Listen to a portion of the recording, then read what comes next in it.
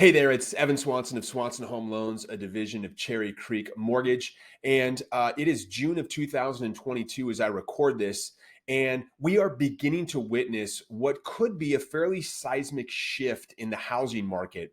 Mortgage rates thus far in 2022 have increased by about 3 percentage points, the quickest and largest increase in over 40 years.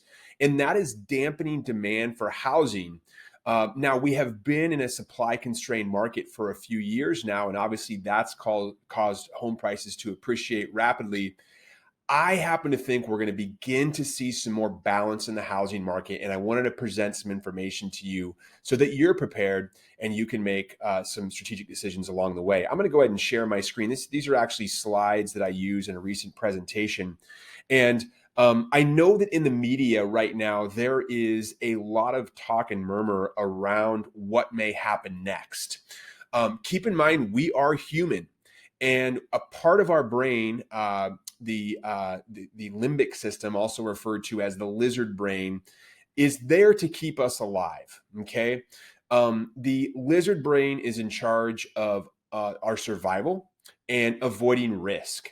So it looks for patterns in our environment. It looks for patterns to make sure that we are making wise decisions and staying away from trouble.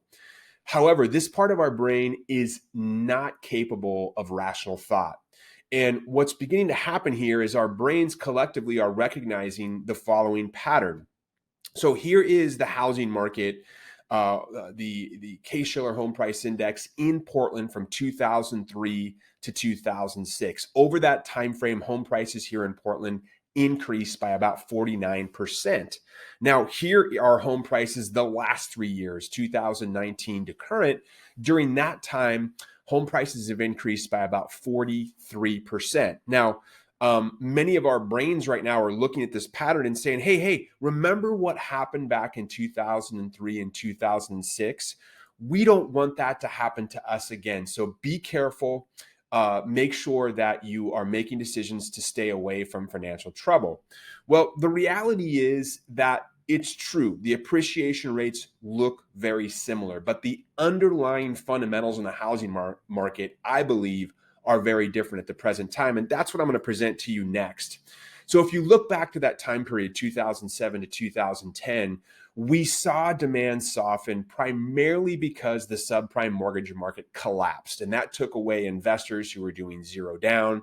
It took away a lot of people that otherwise could buy a house because they were utilizing these loan programs that went away. Now, concurrently, we also saw the supply of housing increase rapidly for two reasons. Number one, we were simply building more homes back then. All right, builders were building these gigantic spec home communities with hundreds of homes in them for buyers to buy. And then once the foreclosure wave started, that ended up bringing up a whole nother level of supply into the market. And when you have demand drop concurrently with supply rising, that's what causes prices to drop. Now, here we are in 2022, and yes, demand is softening, not because subprime mortgages are going away, but instead because interest rates have increased so rapidly, and therefore the purchasing power of buyers has declined. However, supply remains constrained at the present moment, and unless we see some natural increase to the supply of housing, I don't necessarily expect home prices to collapse. Now, many people talk about foreclosures because we recently went through the COVID recession, but the forbearance program, which allowed homeowners to stay in their home and skip mortgage payments for a period of 6 to 12 months, and then at the end of that period, work out a repayment plan with their lender, which oftentimes was just to tack it on to the amount they owe, basically worked. There were over 5 million participants into that program initially. There's less than 1 million left now, and mortgage delinquency is very, very low. It's at all-time low levels, and I'll show you a slide of that later on.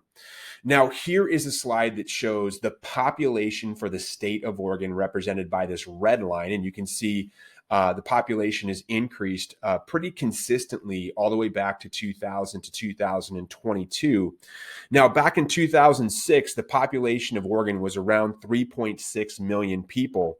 And at that time, we were building about 2,800 homes per year. Now, here we are out in 2022, and the population is increased by about 17%. We currently have about 4.25 million people populating Oregon.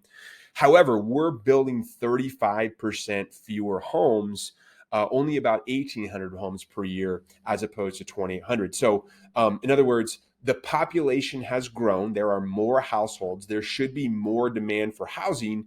Yet we're building 35% fewer homes. And that supply constraint has largely been one of the contributing factors to home price appreciation over the past decade.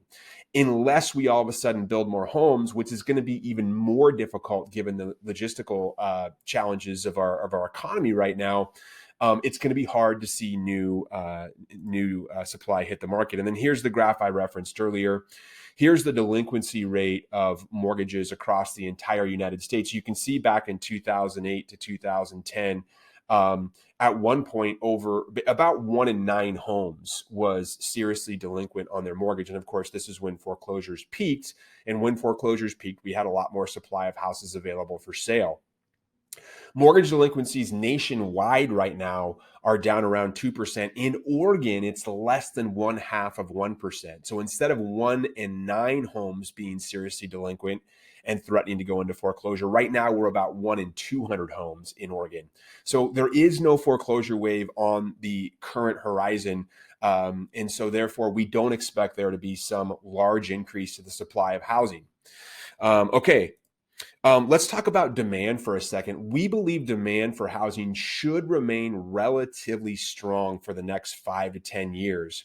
This is a graph that shows the population of the United States by age. And you can see that contrary to popular belief, the baby boomers out here are no longer the largest segment of our US population. It is now the millennials. In fact, the largest is between the ages of 30 and 33 years old right now. And the reason that's significant is that these are years that economists refer to as the root setting years. These are years in which people, have somewhat established careers. They get married, they start families, and therefore the demand for housing increases significantly. And the data supports this. This is a graph that shows the homeownership rates by age in the United States. And you can see here the homeownership rates go from about 40% of all 29-year-olds owning their home up to about 60% of all 35-year-olds owning their home. So a 50% increase in terms of the percentage of people in that age group that own their home between the ages of 29 and 35. And if you go back, you can see we are hitting that time period here for these millennials. So therefore, we think demand for housing is going to remain relatively strong because you have all these people hitting that age, and therefore homeownership rates should increase, and therefore demand for housing should also increase. Now, there's no way around it. Mortgage rates have increased significantly over the past few months. Here's a chart that shows the average conventional 30-year fixed rate mortgage, which is the blue line here. And you can see in this bottom right-hand corner, mortgage rates have increased by 3 points basically in the first 6 months of the year. The red line represents the federal funds rate. This is the rate the Fed controls. And when you hear in the media the Fed's hiking interest rates, this is actually the interest rate they control. And it's no surprise. You can see that in the last roughly 35 years, there have been 4 other rate hike cycles. Times when the Fed has increased short-term interest rates in order to curb inflationary pressure. And you can see here by looking at these red lines, when the Fed hikes rate, it's not a one and done deal. The Fed meets every 6 weeks, and you can pretty much count on increases over a period of time. In each one of these instances, during the time the Fed was hiking short-term interest rates, you can see that mortgage rates also increased. The trajectory of these two lines, more or less, although not a one-to-one correlation, were pretty tight, okay? And so it's no surprise to us that as the Fed has been hiking rates in 2022, mortgage rates have also increased. It's a pattern. Now, part of the reason for that is because inflationary pressure has also been high during these first 6 months of the year. And inflation is ultimately the nemesis to mortgage rates, because if you ran a bank, that was your business, and you lent money out the door today in today's dollars with today's purchasing power, and the borrowers that borrow the money from you are going to repay you in the future with dollars that will have inflated values, meaning that they will not buy as many goods and services, then you have to offset that with a higher interest rate to compensate for that. Okay. And so because inflationary pressure has been higher, we've also seen mortgage rates increase the first part of the year. Now, what's interesting and what the media, I think, really does a poor job of educating consumers on is that at some point in time, we expect that as the Fed hikes short-term interest rates and as they're able to slow aggregate demand in our economy, that should ease inflationary pressure, right? That's the whole reason they're doing this. And if inflationary pressure falls, then we would also expect mortgage rates to decrease as well. Now, there's no guarantee that history will repeat itself. This may not happen this go around. But you can see in the last 4 cycles, after the Fed paused, after they stopped hiking interest rates, presumably because they had inflation pressure under control, mortgage rates came back down. In fact, within a year of the Fed pausing, mortgage rates in each of these instances had come back down to where they were prior to the Fed rate hike cycle. Okay. So if history does repeat itself, which there's no guarantee it will, then there's a pretty good likelihood that mortgage rates will be lower in the future. So in summary, my outlook is that it is natural, given the current state of the housing market, to feel as if we could be in line for a reduction or a decrease to home prices. But based on fundamental analysis, I believe that although demand is going to soften, demand should remain relatively firm because of age demographics and because of supply constraints, meaning we're not going to see a sudden burst in the supply of homes available to buy. Home prices should also remain relatively firm. Now, having said that, I do think that in the next 4 months, and again, I'm recording this in June of 2022, I am hearing anecdotal evidence that would-be sellers of their home are going to accelerate the timeline. They're going to move the timeline up sooner to try to capture buyers because they are hearing that interest rates are increasing. So if we do see a near-term surge in the supply of homes available for sale, I believe that these next probably 60 to 120 days should offer the most balance between demand and supply in our housing market that we've seen potentially all the way back to 2012. So if you are a buyer in this market, I would stay tuned. I think there could be some good opportunities for you to negotiate, which haven't been available for a number of years. But in the long term, I do think that housing prices will remain firm. In the very long term, I think that home price appreciation will remain on trend. So hopefully that's helpful. And of course, you're always welcome to contact us if you have any questions. Thanks so much for watching.